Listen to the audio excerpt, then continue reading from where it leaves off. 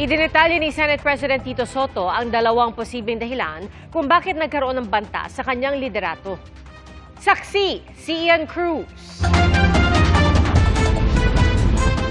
Matapos umugong ang umano'y kudita sa liderato ng Senado kung saan papalitan umano ni Senadora Loren Legarda si Senate President Tito Soto, dalawa ang nakikita ni Soto na dahilan kung bakit nagkaroon ng banta sa kanyang Senate presidency. Una, ang pagtanggal kay Senadora Amy Marcos bilang pinuno ng Senate Committee on Foreign Relations. Ang trigger dito is the removal of Senator Amy Marcos from the Committee on Foreign Relations. Isa yun. And then, kasi, hindi ba, nagkakaroon ng mainit na balitaktakan sa floor tungkol sa China at saka sa mga opisyalis natin na nakikipagpalitan ng guards sa China. Nauna nang sinabi ni Soto na kaya tinanggal si Marcos bilang chairperson ng komite ay dahil napagkasunduan ng mayorya na dapat pamunuan ito ng mga taga-majority rin bilang isang major committee. Isa si Marcos sa 9 na senador sa minority bloc. Sa isang pahayag, sinabi ni Senadora Marcos na walang kinalaman ang Senate Foreign Relations Committee sa anumang nangyayari sa Senado, ni hindi raw na-refer sa komite ang resolusyong ipinagtatanggol si PCG spokesman for the West Philippine Sea, Commodore J. Tariela.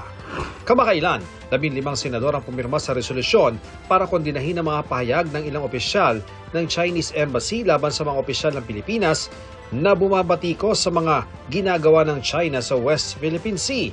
Hindi kasama sa pumirma si Senadora Marcos. Sa halip, naghain siya ng resolusyon na nananawagan sa mga government official na huwag magpadalos-dalos sa mga pahayag tungkol sa foreign affairs.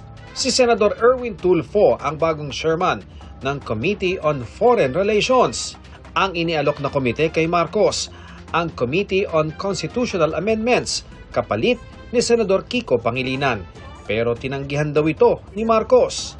Ang ikalawang dahilan na nakikita ni Soto para sa umugong na kudita ay ang lumabas na draft report ng Senate Blue Ribbon Committee na nagrekomend ng kasuhan sina Minority Senators Chis Escudero, Chingo Estrada at Joel Villanueva kaugnay sa flood control scandal. Nasindak tuloy yung iba doon na akala accurate na yun. Siguro that's the other reason. Maliwanag yun. Maliwanag yung sinabing walang problema sa akin. Ang nabanggit is bakit ganun ang trato nung report, Blue Ribbon report na hindi pa nga naman hindi pa naman final o hindi pa official. Kaya sinabi ko lang, hindi, unofficial yun. At saka wala pa yun. Itinanggi rin ni Soto na may power sharing o term sharing sa pagitan nila ni Legarda. There's no such thing na gano'n na pinag-usapan namin. Ang pinag-usapan namin was a plan, an idea. It was an idea na bakit nga hindi gawin nating First Lady Senate President si Loren.